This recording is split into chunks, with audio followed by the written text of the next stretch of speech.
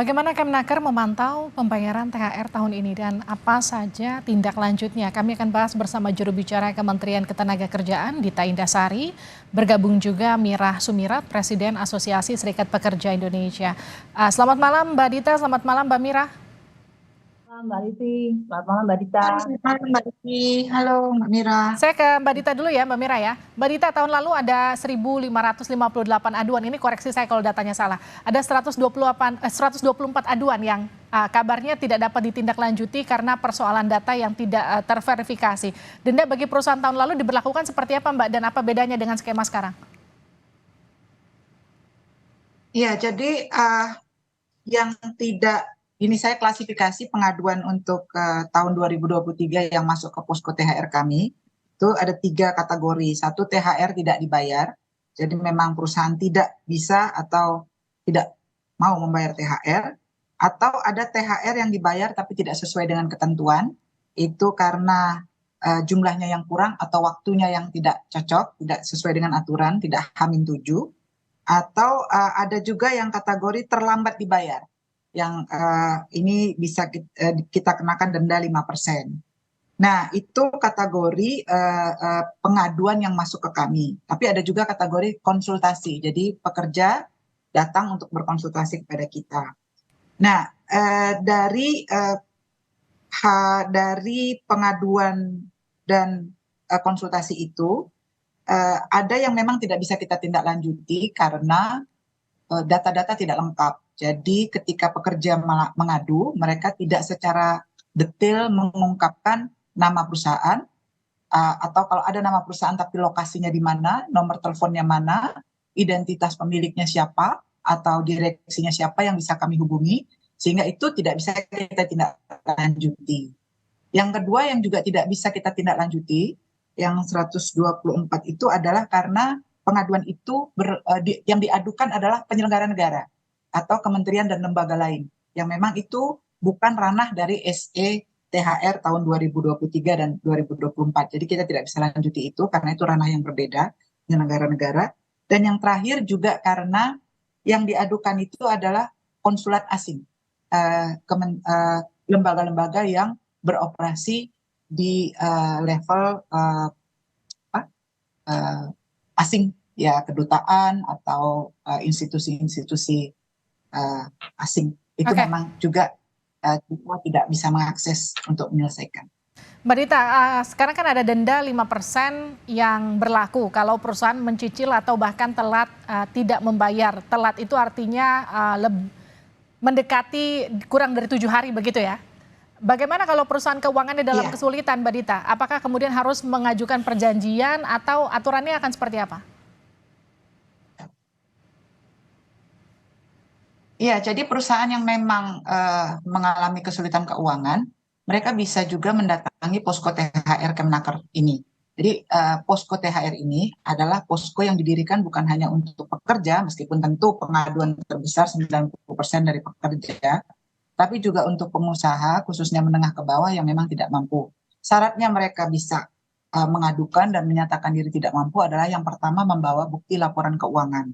Jadi harus ada secara definitif laporan keuangan yang memang bisa kita verifikasi untuk ketidakmampuan itu. Yang kedua adalah membawa bukti bahwa mereka sudah berkomunikasi dengan teman-teman pekerja di perusahaannya masing-masing untuk menyampaikan situasi mereka yang sedang tidak baik-baik saja itu. Jadi kalau 2 hal itu dibawa ke kami, kita verifikasi, kalau perlu kita panggil juga teman-teman pekerjanya untuk menjembatani. Baik, saya ke Mbak Mira, Mbak Dita. Mbak Mira, kalau denda 5% yang diterapkan Kemnaker menurut Anda ini cukup jadi katakanlah cukup jadi ancaman bagi perusahaan untuk mematuhi ketentuan untuk memberikan THR? Ya, sebelum saya menjawab pertanyaan Mbak Lisi, yang pertama memang setiap tahun kan selalu ya Kementerian Tenaga Kerja mengimbau untuk kepada seluruh perusahaan, pengusaha melakukan pemberian THR. Sayangnya selalu ditekankan 1 minggu sebelum ya. Seharusnya kan yang paling ditekankan adalah 2 minggu sebelum perayaan keagamaan tersebut berlangsung gitu ya. Itu yang pertama. Yang kedua, kami punya catatan-catatan Mbak Lisi terkait dengan posko pengaduan terhadap THR ini.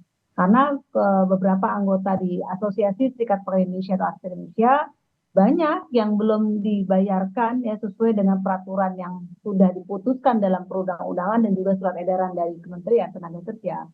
Salah satunya contoh adalah ini kan tadi ada 1.000 lebih ya pengaduan yang sudah diselesaikan dan ada kurang lebih seratusan yang masih belum karena konsulat asing, lembaga, kemudian alamat nggak jelas.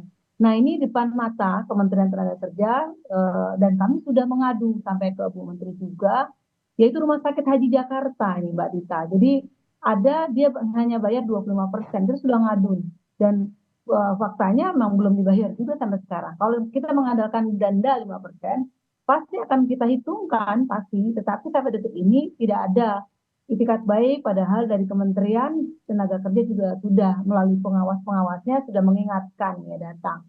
Harapan saya bukan hanya denda Mbak Livi, tetapi sanksi yang betul-betul tegas gitu loh. Kalau bisa ada ya penutupan lah. Mungkin kalau penutupan pemerintah juga akan apa namanya serba salah gitu ya.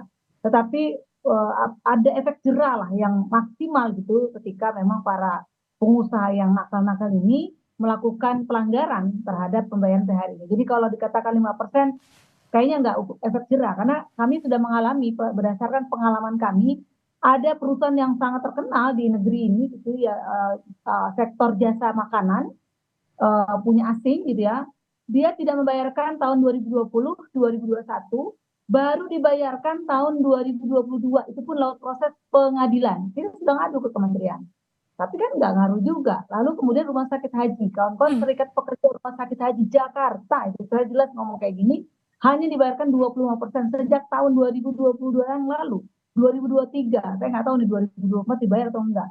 Kita udah ngadu juga, tetapi lagi-lagi nggak ada juga pengaruhnya, nggak ada efeknya. Ini gimana? Makanya kami cukup prihatin. Belum lagi, apalagi sampai bergeser kepada keinginan untuk memberikan THR untuk para driver online dan kurir ya, saya kok malah pesimis gitu ya. Karena kenapa? Aspek Indonesia juga punya serikat pekerja platform daring yang isinya 13 platform atau 13 perusahaan aplikator yang bergabung ke Aspek Indonesia. Dan ini mendapatkan Putus-putus. keluhan juga gitu ya Mbak Livi. Gimana nih? Petunjuk teknisnya juga kan belum ada dalam surat edaran itu. Jadi berbeda dengan kawan-kawan pekerja yang ada. Kita tanyakan ke Mbak Dita. Mbak Dita, kalau tadi temuannya Mbak Mira terkait dengan perusahaan-perusahaan yang tidak patuh soal THR itu seperti apa Mbak Dita nanti? Katakanlah tindakan tegasnya. Jadi tahun 2023 Mbak Mira, itu ada 7 perusahaan yang memang setelah kita periksa, kita verifikasi, itu kita anggap mampu tapi nggak mau. Jadi tidak ada goodwill. Mungkin salah satu dari yang Mbak Mira sebutkan itu ada ya, saya ada 7. Lalu 7 perusahaan ini kita keluarkan rekomendasi ke Dinas Penanaman Modal dan PTSP daerah, karena itu ada di daerah, agar izinnya dicabut. Itu kita ajukan ini. Halo? Baik Mbak Dita, silahkan dilanjut. Ya, kita ajukan ke Dinas DPM PTSP daerah untuk dicabut karena memang tidak ada goodwill. Namun sejauh ini memang ketika itu kita geser ke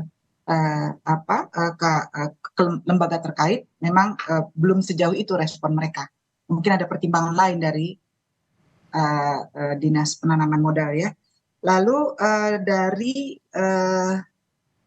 6 perusahaan yang kita terbitkan nota pemeriksaan, itu karena memang terbukti tidak kooperatif di dalam menjalani proses bukan mediasi tapi proses klarifikasi dengan kami. Tapi sisanya itu sejauh ini memang membayarkan dengan kesepakatan bipartit di antara internal perusahaan dengan pekerja. Jadi kita pernah Mbak Mira mengajukan rekomendasi untuk dicabut. Cuma memang pertimbangan dari Dinas Penanaman Modal berbeda dengan harapan kita. Oke, Mbak Dita, kalau masih ada jumlah pekerjanya besar, baik, konsekuensi lebih besar nanti. Kalau masih ada perusahaan yang masih bandel tahun ini, posko pengaduannya kemana Mbak Dita?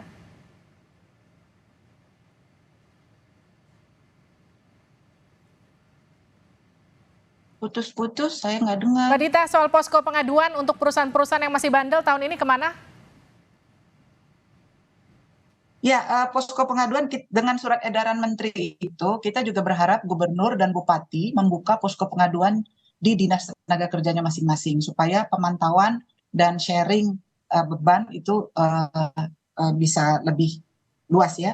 Di Kemnaker tentu di kantor Kemnaker Pusat, Jalan Gatot Subroto nomor 51.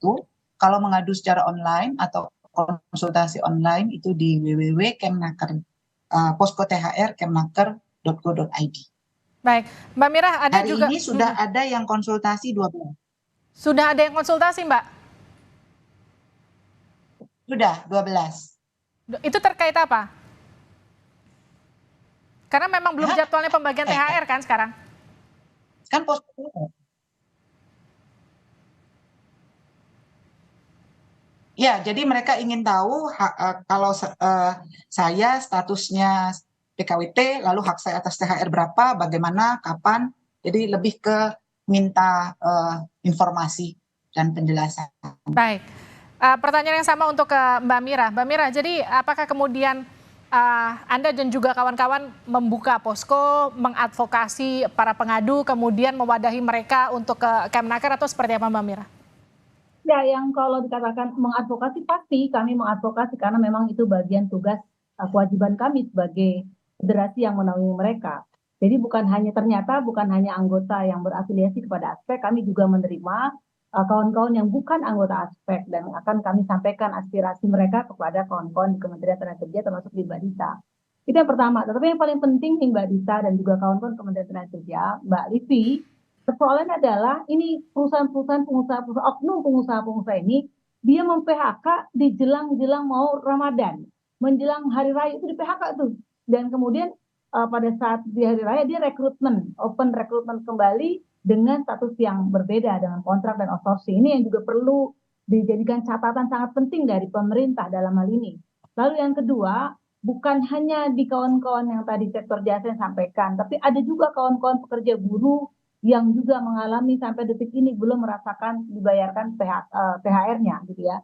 Karena mereka dianggapnya masih kontrak itu Mbak Dita. Jadi kontrak ternyata mereka nggak dapat. Pada saat kontrak sudah mau habis di bulan Ramadan diselesaikan gitu. Jadi ini saya kira catatan-catatan penting yang harus segera dievaluasi dan saya sih berharap ya dari jumlah seratusan tadi yang belum tertangani seharusnya menjadi zero, jadi nol gitu loh. Jangan sampai ada lagi persoalan-persoalan karena kami menunggu bukan sekedar untuk menggugurkan kewajiban yang bikin posko gitu ya. Artinya kawan-kawan justru pengen bagaimana pemerintah untuk menuntaskan bukan hanya posko yang dibuat. Gitu Mbak Livi. Baik, bagaimana Mbak Dita? Ya, terima kasih Mbak Mira, masukannya memang betul. Ini bukan sekedar menggugurkan kewajiban karena kita tahu dengan naiknya harga barang-barang ya menjelang Lebaran dan puasa ini THR itu jadi butuh sekali. Jadi sekali lagi kami minta agar kami sedang memediasi beberapa kasus nih, Mbak Mira dan Mbak Livi. Kami berusaha agar dalam proses mediasi ini, sebelum mereka ter-PHK, kalau memang sudah tidak bisa terhindarkan PHK-nya, THR-nya dibayarkan. Itu salah satu upaya kami dalam proses mediasi beberapa kasus PHK saat ini, kalau memang PHK-nya tidak terhindarkan. Yang kedua, kami minta juga teman-teman pekerja ketika melaporkan, mengadukan haknya atas THR, ini tolong yang lengkap data-datanya supaya kami bisa verifikasi dan validasi. Jadi kita pun ketika dorong dinas-dinas untuk merespon itu di tingkat daerah, itu bisa cepat. Memantaunya bahkan bisa kita datangi kalau memang secara data-data lengkap. Kemarin itu yang 124 yang tidak ditangani itu memang sebagian terbesar karena data-datanya kurang lengkap. Jadi kita tidak bisa tindak lanjut ke daerah ataupun turun langsung.